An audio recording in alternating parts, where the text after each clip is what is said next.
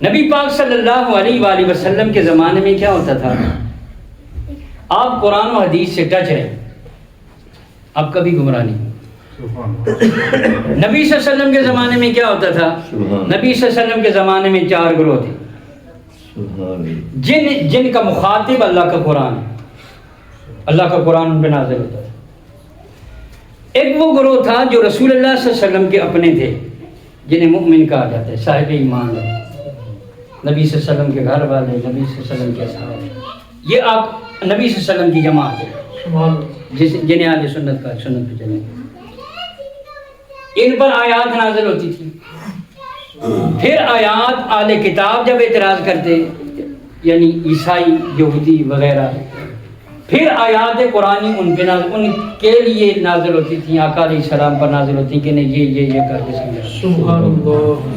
تیسرا گروہ وہ تھا جنہیں مشرکین مکہ کہا جاتا، پھر ان کی تکذیب پر یا انہیں سمجھانے کے لیے، انہیں ڈرانے کے لیے آیات کا نزول ہوتا تھا۔ اور پھر جو صاحب ایمان لوگ ہیں یہ 2 حصوں میں بٹ جاتے تھے، 2 حصوں میں بٹ جاتے تھے۔ یہ آپ کے لیے ایمانی بات ہے، اختلافی نہیں۔ ایک وہ تھے جو نبی صلی اللہ علیہ وسلم سے محبت کرتے تھے، انہیں اصحاب رسول کہا جاتا تھا۔ دوسرے وہ تھے جو نبی صلی اللہ علیہ وسلم سے بغض کرتے تھے، انہیں منافق کہا جاتا تھا۔ اب جنہیں منافق کہا جاتا تھا وہ بھی مسلمان، جنہیں اصحاب رسول یا آل رسول یا اولاد رسول کہا جاتا ہے وہ بھی مسلمان۔ اب ایمان والو، یہ جو منافق تھے کلمہ بھی پڑھتے تھے، نماز بھی پڑھتے تھے، نبی صلی اللہ علیہ وسلم کے پیچھے بھی رہتے تھے، دڑا بھی بڑا مضبوط تھا، تگڑے بھی حور تھے۔ اسلام کے اندر نبی صلی اللہ علیہ وسلم کے مقابلے میں جو مسجد بنائی گئی، جسے مسجد زرار کہتے ہیں، وہ مسجد زرار نبی کی مسجد کے مقابلے میں منافقوں نے بنائی تھی۔ وہ سلسلہ چلے گا قیامت۔ اب منافقوں کا ذہن کیا تھا، وہ چاہتے کیا تھے؟ وہ چاہتے کیا تھے؟ منافقوں کا ذہن یہ تھا، آقا علیہ السلام کے پیچھے نماز بھی پڑھتے، سب کچھ کرتے، لیکن ساری زندگی ظالموں کی گزر گئی، عمل کرتے، محبت کا ذرہ بھی دل میں نہیں ہے۔ اب آپ کہیں کہ اتنی بڑی بات کیسے کر دی؟ پوری سورہ منافقون کلام مجید میں موجود ہے، آپ اس کو پڑھ لیں، یہاں ٹائم کم۔ ایک آیت میں آپ کو برکت کے لیے پہلی سنا دیتا ہوں۔ جب منافق آقا علیہ السلام کے پاس آتے تھے، یہ تو نہیں کہتے تھے کہ ہم منافق ہیں، وہ کہتے جی ہم سے اچھا ہے ہی کوئی نہیں۔ یہ فی زمانہ بھی جب آپ دیکھیں گے، ایک گروہ وہ ہے جو اللہ کے نبیوں اور ولیوں کی عزت کرنے والا ہے، اس میں کسی کو تکلیف والی بات نہیں، علمی بات۔ دوسرا وہ ہے جو ہر وقت ان کی نقلیں اتارتا رہتا ہے، ادھر سے یہ ہو گیا، ادھر سے ٹیڑھے ہو گئے، ادھر سے لمبے ہو گئے، ادھر سے ان کو ایسا ہونا چاہیے تھا، ادھر سے ان کو ویسا ہونا چاہیے تھا۔ بے شک اپنے گھر میں ایک بھی نہ ہو۔ ایک محبت کرنے والے، ایک نفرت کرنے والے، وہ اس کا، اور تیسرا عوام خاموش ہے۔ تو پھر آپ شکر ادا کریں کہ اللہ نے نہ ہمیں خاموشوں میں رکھا ہے، نہ بغض کرنے والوں میں۔ اللہ نے نبیوں اور ولیوں کی محبت کے لیے ہمارا انتخاب کرنا۔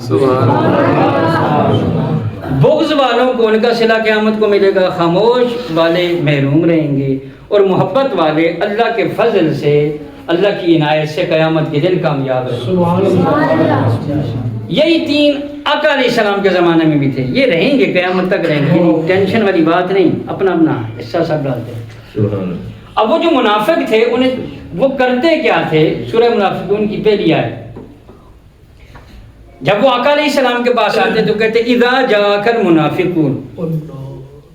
اب اللہ نے آیت نازل فرمائی، اے نبی جب یہ منافق آپ کے پاس آتے ہیں، قالوا نشهد انک لرسول اللہ، اور یہ آپ کو آ کے کہتے ہیں کہ ہم گواہی دیتے ہیں کہ آپ اللہ کے رسول ہیں، واللہ یعلم انک لرسول، اللہ کی ذات فرماتی ہیں کہ میں جانتا ہوں کہ آپ میرے رسول ہیں۔ جب میں خود کہہ رہا ہوں کہ آپ میرے رسول ہیں، اور یہ بات کہنے کے بعد، رسالت کی گواہی دینے کے بعد، پھر اللہ کی ذات فرماتی ہے واللہ یشہد، میں اللہ گواہی دیتا ہوں۔ ان المنافقین لکاذبون، منافق جھوٹ کہتے ہیں۔ اب بتائیں منافقوں نے کیا جھوٹ کہا؟ قالوا نشہد انک لرسول اللہ، یہ جھوٹ ہے، آپ اللہ کے رسول۔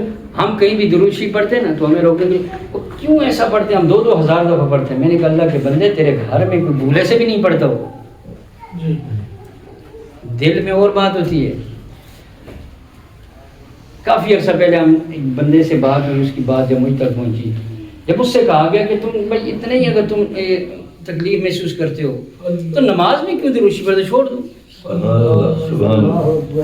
تو اس شخص نے جواب کر دیا، میں وہ کہنے لگا کہ ہم نماز میں جو درود شریف پڑھتے ہیں وہ ہم مجبوری سے پڑھتے ہیں۔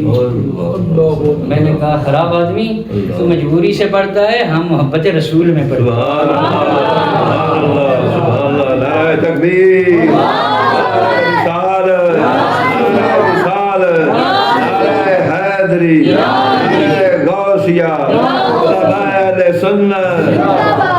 واللہ یشہد، اللہ فرماتے ہیں میں گواہی دیتا ہوں، ان المنافقین لکاذبون، یہ منافق جھوٹ کے۔ یہ سورہ منافقون ہے، اس کی پہلی آیت میں نے پڑھ دی ہے، آگے آپ کلام مجید میں پڑھیں، باقی نشانیاں سٹیپ وائز اللہ نے بیان کر۔ بندہ جب پڑھتا ہے نا بندے کو ویسے ہی سمجھ آ جاتی ہے منافق کون ہے، کیونکہ قرآن مجید قیامت تک کے لیے۔ اور پھر منافقوں کی دوسری نشانیاں جو بیان کی گئی وہ سورہ توبہ میں بیان کی گئی، اور آپ یقین جانیں گروہ منافقین سے کہیں کہ سورہ منافقون پہ بیان کرو، کبھی نہیں کریں، یعنی بغض والے۔ یہ کسی فرقے کا اشارہ نہیں، جس کے دل میں بھی بغض ہے کبھی نہیں کریں۔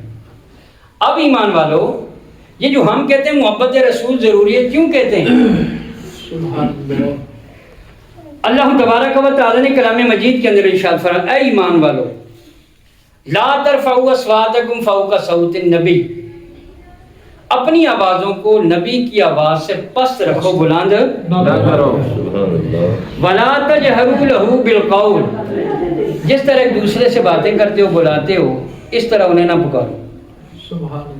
کجہر بعضکم لبعض، یہ ایک دوسرے والا معاملہ نبی کے ساتھ نہ کرو۔ اب اللہ نے فرمایا ان تحبط اعمالکم، اللہ تعالیٰ نے کیا فرمایا؟ جنت و جہنم تو میں تمہیں بعد میں بھیجوں گا، وہ ڈگری تمہیں بعد میں ملے گی۔ ان تحبط اعمالکم، میں تمہارے عمل ضائع کر دوں گا۔ اب کس سے کہا؟ صحابہ کرام سے۔ اللہ نے یہ آیت کریمہ صحابہ کرام پر نازل فرمائی کہ میں تمہارے عمل ضائع کر دوں گا۔ اب سنیں، بڑے مزے کی بات ہے، باری تعالیٰ ہم نے تو سنا تھا کہ ادب اور محبت شہی کچھ نہیں ہوتی، عمل بڑے ہوتے ہیں۔ اب ایک طرف ادب ہے اور دوسری طرف عمل ہے، اور وہ بھی اصحاب رسول کے۔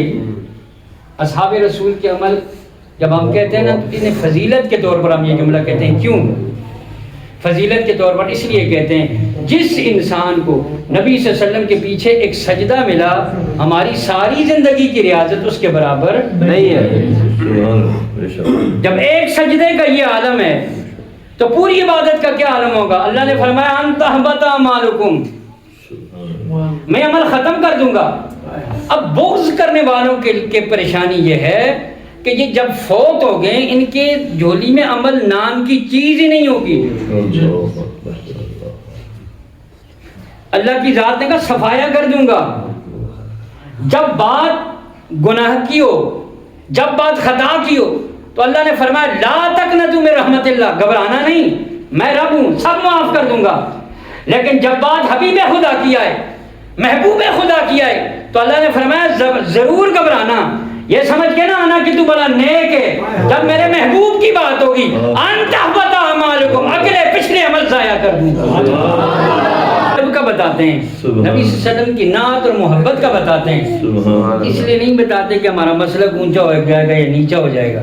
ہمارے سنتیں پہلے سنی سے لے کر قیامت تک ہم ہی ہیں، ہمیں گھٹانے یا بڑھانے کی کوئی ضرورت نہیں۔ ہم یہ جو محفل سجاتے ہیں اور ہم اس کے بعد اندازہ کرتے رہتے ہیں جو ہم چاہتے ہیں، ہم اندازہ کرتے رہتے ہیں کہ ہمارے اس پروگرام کے بعد کیا کسی کے دل میں نبی صلی اللہ علیہ وسلم کی محبت بڑی ہے؟ سبحان اللہ. اگر بڑی ہے، ہم یہ محسوس کر لیں تو پھر ہم ایک دوسرے کو مبارکباد دیں. ہمیں یہی قیامت تک کے لیے یہی فائدہ چاہیے، بے شک. اس سے زیادہ ہمیں اور کچھ نہیں چاہیے. 23 سال مجھے ٹیکسلا میں ہو گئے، کوئی اور فائدہ میں نے آپ سے اٹھایا ہے؟ ہم چاہتے ہیں کہ محبت رسول ہو، ہر بندے کے دل میں ہو. جب بھی درود پاک پڑھے مجبور ہو کے نہ پڑھے، مصطفیٰ کی محبت میں پڑھے.